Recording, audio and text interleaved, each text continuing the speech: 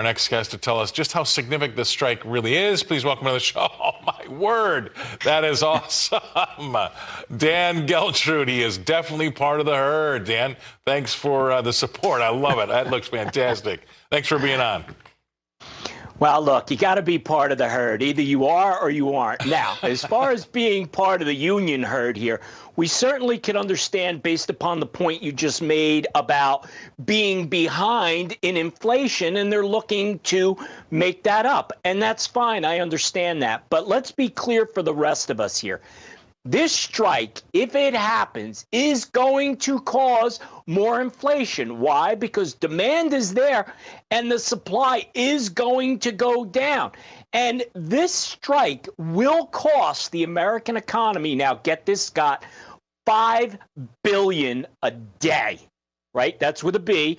And I don't think we could really afford something like that. So on the other side of this, when there is a settlement, because sooner or later there will be, Scott, it's still going to be costly to the consumers. Why?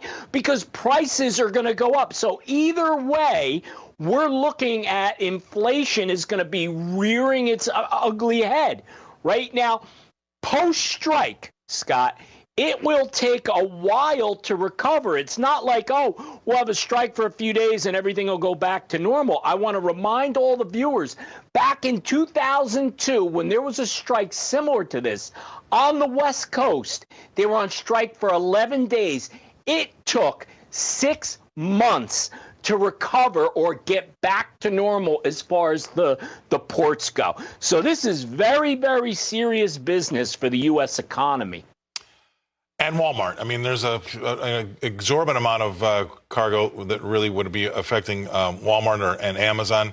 But at the same time, Dan, this is what I look at the whole thing. When I saw this story and when they started talking about it, probably even about 2 weeks ago, it seems like they're late to the table, if you ask me, because remember when the three big car makers had to face their labor going on strike?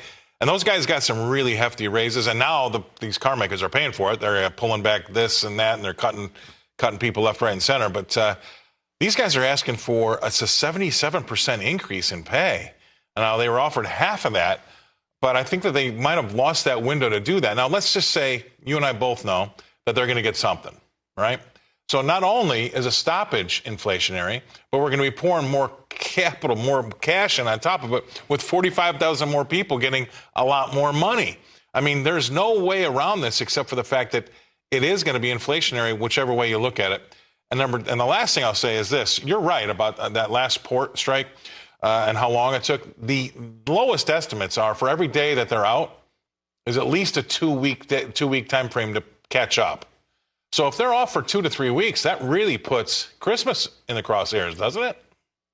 Well, what's happened related to the holiday season, a lot of the inventory ordering has already been done. So I don't necessarily think we're going to be too bad related to the holidays, but everything around that, Scott, we are absolutely going to feel this. So we're damned if we do, damned if we don't, because of the way the dollars are going to fall out here, Scott. But let me just say this. You have to start looking at what are the long-term solutions here. And as I see it, there's two things that need to happen. One is automation.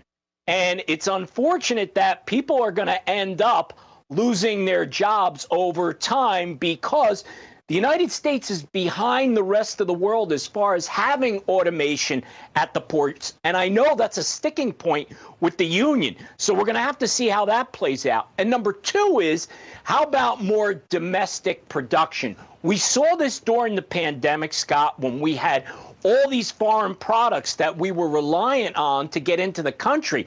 Well, even if the United States was open and the rest of the world is shut down, we were in big trouble. So until we start to learn that we need to start manufacturing and producing inside the United States, we're always going to have these issues. I mean, I couldn't have said it better myself. That's exactly right. And the thing I'd like the cherry I'll put on top of that is that, you know, everybody thinks that the government should be getting involved, and they probably should be getting involved. It's that big of a deal.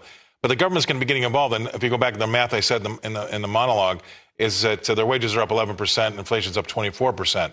Well, we're going to be putting the people in charge to fix this thing, which caused the inflation in the first place. That doesn't seem like it's going to work out to me. You got 10 seconds and we got to go. Well, look, Scott, we got to have a solution. We don't seem to have a good outcome either way. One is worse than the other. I still go back to let's focus in on long-term solutions and try not to have this happen again in the future. Great way. That's a great way to wrap it up. Really appreciate it. Thanks for coming on, Dan. Dan's the America's accountant, Dan Geltrude, coming to us from Nutley, New Jersey. We'll see you again next month.